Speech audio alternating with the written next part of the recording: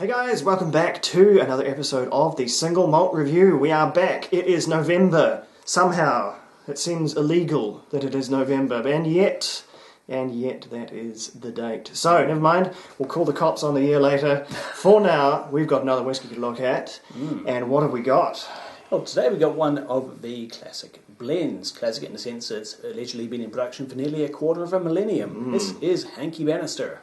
Yeah, and it is, if you can't tell already, it's a no-age statement blend, but goodness Mingus, out of the way.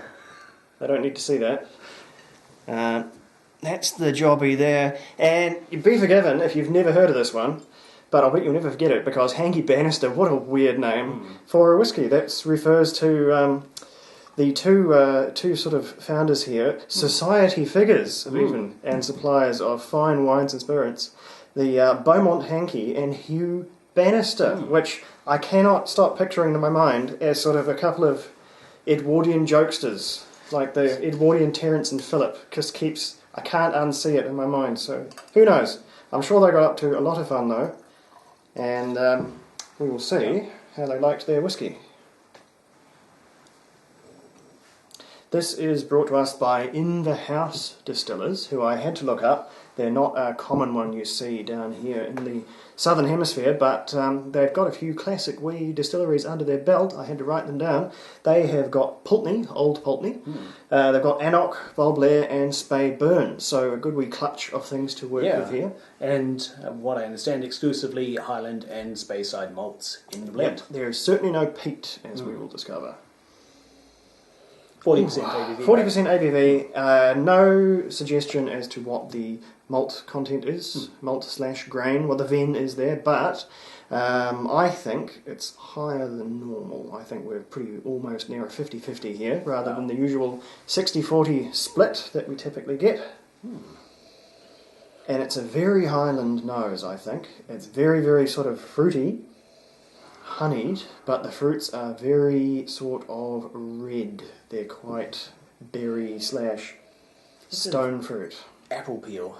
Yeah. It's not got that super crisp, light, Speyside kind of a character that most blends tend to sort of focus in on because it's, well, I guess it's easier really. That's what the blending malts kind of typically make. So, I'm getting quite a strong impression of the grain. Actually, that's slightly overwhelming things for me. Yep, there's definitely grain in there. That good sort of crunchy, grainy. Oh, I don't know if it's wheat or what they've used, but it's definitely a blend, that's for sure. So, on the palate.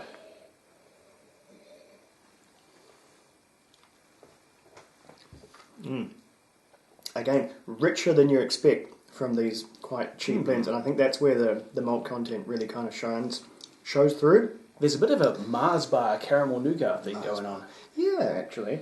There's sort of somewhere in between the sort of honey sweetness and there's a creamy quality. It does go in a bit of a nougat kind of a place. But otherwise there's lots of good sort of quite stewed fruits, quite honeyed fruits. There's just a wee bit of honeyed nuts, not too many, but they are there. A bit of peanut brittle. Yeah, it's good. It's good malt, and a fair heft of that unmalted barley as well. And as for sort of what this one is for, this one is right on the edge for one that I'd say gets better with an ice cube. And no, this one's fine just to sip. And I think both statements apply, which makes it complicated. I think depending on how you like your whiskey, you can have this either way. I think it is just good enough to sip, which makes it significantly better than most no-age statement bargain blends. This positions itself well. This is maybe a 0.5 shelf between the bottom and the next one up. So this will run you a little bit higher than Bells and Teachers and whatnot, but it won't come anywhere near a 12-year-old blend or any blend with any sort of number on the bottle. So yeah, Cutty Sark kind of range, I guess. It's fine on its own, but I'd be reluctant to mix this like you might typically with a no-age statement blend, because the flavour is delicate enough, it would be lost easily against a backdrop of even ginger ale. I haven't tried it, of course, so I'm just speaking based on speculation, but I would be reluctant to put something into this. So I would say it doesn't need an ice cube, but it loves an ice cube. So I'm going to run that experiment. I've forgotten the bloody ice cube. Keep on talking, Dan. And we'll be right back with ice. Yes, this is basically shot and recorded live. One take. We do it once. We eventually get it right. And, hey, and he's already back. The tumbler and the ice. Yes. Smooth segue. Alrighty. Let's see how he does. Let's do a little mixer of whiskey and whiskey. And suddenly,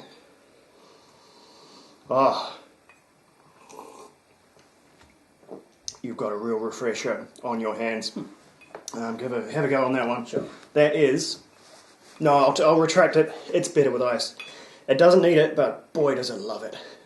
Especially as we come into, as all you poor people there descend into the winter months up there in the Northern Hemisphere. Oh, it's another one. Good grief. Hello, Islay. We almost never see you. Yeah, not without a lot of That's coaxing. somehow both sweeter and spicier with that ice cube. It is, I think, distilled out some of the key and best elements of the flavour. Yeah. Yeah, no, it's an interesting beast. Very versatile. And I don't know how widespread it is, because it's only because we are very, very proximate to a specialist shop that we get, well, anything from Inver House, but also Hankey Bannister. It's the only place I've seen it on Earth. So it might not have a pretty small footprint, I don't know. I think it is a fairly big and fairly well-known brand. You see it all over the shop, just not so much in our part, our area. I'm just stunned to see this particular cat. She's normally very retiring, but no, she's broken through. All right, well, brought to you by both Mingus and Islay. That's Hankey Bannister, which I almost forgot to give a score. Dave could see it. He could see it spinning away. Spinning away. No, he's not going to let me do it, but I've caught it this time. I really like this one. This is probably my favourite no age statement blend that's not in some way quite boutique. So this one... Considering its blend, so score this against other blends, I think this is really good. This is 88 from me. Wow. Okay, I like to just score it as it is rather than in comparison to, well, how much I'm enjoying it right now. This is a light, sweet, easy to drink blend. It's uncomplicated, but not distressingly simple, and it gets a 73 for me. Yeah, there you go. Experience may vary. Alright, I'm going to stick around for the next one. We shall see. Alright, that's us warmed up. Onto some malts next, I think, here at the Single Malt Review. We do them occasionally, goodness. Alright, Sludger, we'll be right back.